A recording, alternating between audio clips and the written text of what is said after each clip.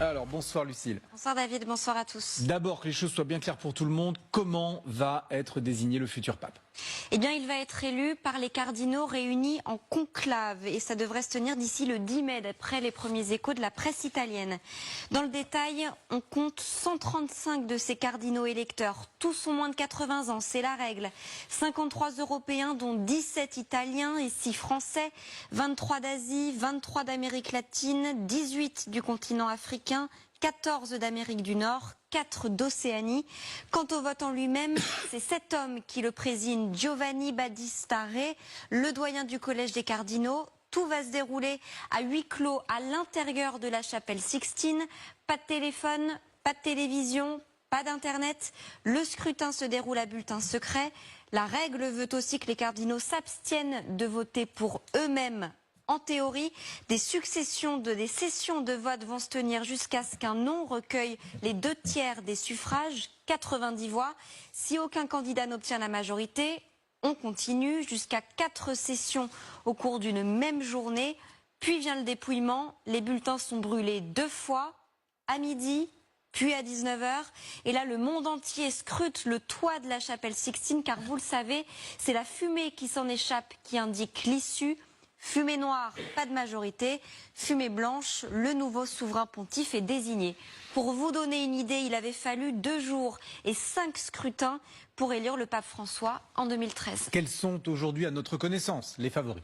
Eh bien d'abord, ce qui est intéressant, c'est que le Collège des cardinaux est à l'image du pape François. Il a lui-même nommé 8 cardinaux sur 10. Ils viennent pour la plupart des pays du Sud, Algérie, Pérou, Équateur, Chili.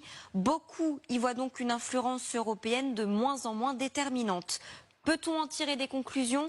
Sûrement pas. Toutefois, les connaisseurs de la curie sont partagés. Certains anticipent l'élection d'une figure proche du pape François, sociale, progressiste. Et là, 2 noms reviennent régulièrement, 2 Italiens. Celui de Pietro Parolin, d'abord, c'est le favori des parieurs. Signe particulier, il est le secrétaire d'État du Vatican, une sorte de Premier ministre, le numéro 2 du Saint-Siège. Bref, l'un des plus influents. Beaucoup voient en lui un diplomate capable de surmonter les clivages au sein de la curie. Le deuxième favori, c'est lui, Matteo Zuppi, l'archevêque de Bologne. Un profil progressiste dans la droite ligne des préoccupations du pape François. Outre l'Italie, il y a Anders Arborelius, l'archevêque de Stockholm. Il a l'estime aussi bien des conservateurs que des progressistes et c'est un fervent défenseur de la cause environnementale. Citons aussi le cardinal Peter Turkson du Ghana, sur la même ligne. Et puis certains n'excluent pas un pape asiatique ou africain. Et là, c'est le nom du Philippin Luis Antonio Gokim Tagle qui revient le plus. Ex-archevêque de Manille, il revendique lui aussi des positions progressistes. On l'appelle même le François asiatique. À l'inverse, d'autres parmi les bookmakers anticipent une rupture avec l'approche du pape François et un retour au conservatisme. Et là, 2 candidats sortent du lot. Le premier, le cardinal Peter Erdo de Hongrie, un défenseur de la doctrine catholique traditionnelle.